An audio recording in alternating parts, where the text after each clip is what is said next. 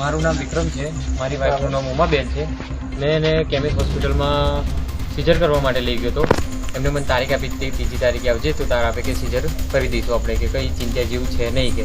તો મેં ત્રીજી તારીખે ગયો 1 વાગે ગયો એટલે એમને લંચનો ટાઈમ પડ્યો હતો એટલે એમ કીધું કે 3 વાગે સિઝર કરીશું કે મારા વાઈફને 3 વાગે સિઝર કર્યું. 3 વાગે સિઝર ના 3 વાગ્યાને અંદર લઈ ગયા, 4 વાગે સિઝર કર્યું એને. 4 વાગે સિઝર કર્યું એટલે મારા વાઈફને પછી થોડી કરીને બહાર કાઢી બધી રીતે આવું બોલતી હતી, પણ કે એટલું જ કહેતી કે મારા પેટમાં દુખે છે એવી રીતે એને 2-3 કલાક કીધું. એટલામાં અમે ઘરે ગયા, ખાવા બનાવીને આવ્યા અને હોસ્પિટલમાં હું પાછો આવ્યો 7:30 વાગે. તે પછી પણ મેં આવીને પૂછ્યું, એને એવો જ મને જવાબ આપ્યો કે મને પેટમાં દુખે છે કે. તે અમે એવું પૂછ્યું સિસ્ટરોને, તે સિસ્ટરોએ અમને એવો જવાબ આપ્યો કે સિઝર કરે એ કારણે આવું પેટમાં દુખે છે. તો અમે એવું મનમાં ના લીધું. મારા ખ્યાલથી અમે ઘરે નીકળી ગયા. મારા પપ્પા અને મમ્મી ખાલી તે જોડે જ હતા. અમે ઘરે નીકળી ગયા એટલામાં તમે પાદરાની વચ્ચે આવી ગયા. એટલામાં જ પાછો ફોન આવ્યો મારા પપ્પાનો કે ઉમાને કંઈક થઈ ગયું છે. કંઈક થઈ ગયું એટલામાં જ કે મેં ડૉક્ટરો ભાગ દોડ કરવા મળ્યા. એમની અંદર ના રાગાયો તો જીવનજ્યોતમાં લઈ ગયા. જીવનજ્યોતમાં પણ કલાક ઉપર રાખી પણ એમાં પણ ના મેર આવ્યો. તેથી એમને જ્યુપિટર હોસ્પિટલમાં ખસેડવામાં આવ્યા. જ્યુપિટર હોસ્પિટલમાં ખસેડવા એટલે અમને ડૉક્ટરે એવું કીધું કે અહીં તમે લઈ જાઓ. પહેલાં તો અમને કેમિકમાંથી એવું કીધું કે અહીંથી તમે લઈ જાઓ, અમારી કોઈ જવાબદારી નહીં કે. એમાં મારી બહેસ બહુ જ થઈ. ત્યાંથી અમે અહીં આગળ આપણે પોલીસ સ્ટેશનમાં અમે અરજી લખાવ્યા હતા કે અહીંયા આપણે પ્રાઇવેટમાં લઈ જાય તો પણ અહીંયા અમને એવું કહે છે કે અમારી કોઈ જવાબદારી નહીં, આવું વસ્તુની. એવી રીતે અમે અહીં આગળ આવ્યા. એવી રીતમાં પોલીસની ગાડી થઈ ગઈ.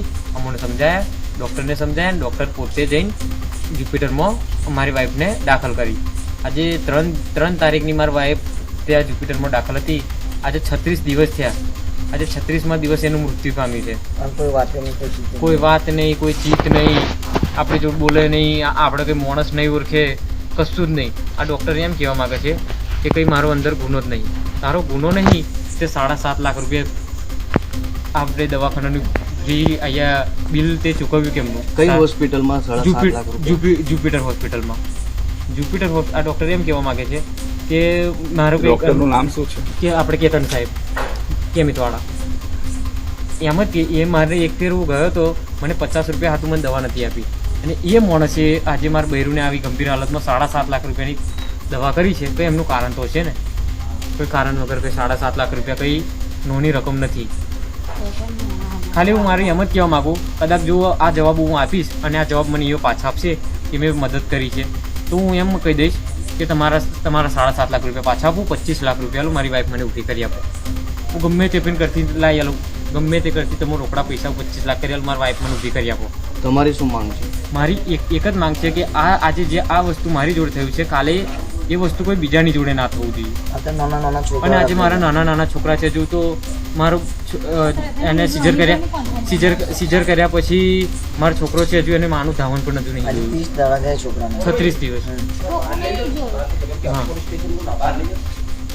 એને 36 દિવસ થયા. જેને જન્મ્યા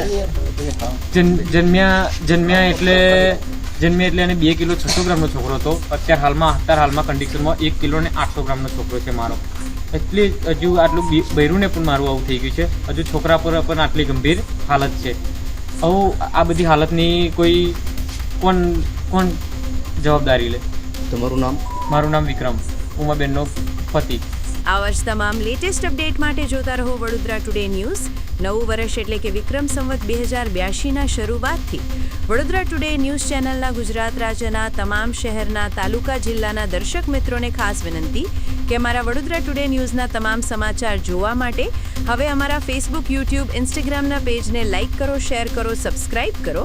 અને કોઈપણ સમાચાર અને જાહેરાત અને તમારા વિસ્તારમાં કોઈપણ જાતની ગેરકાયદેસર પ્રવૃત્તિઓ ચાલતી હોય અને ભ્રષ્ટાચારની પોલ ખોલવી હોય તો અમારા વોટ્સએપ નંબર 9687328624 અથવા તો 9687906224 પર સંપર્ક કરવા વિનંતી.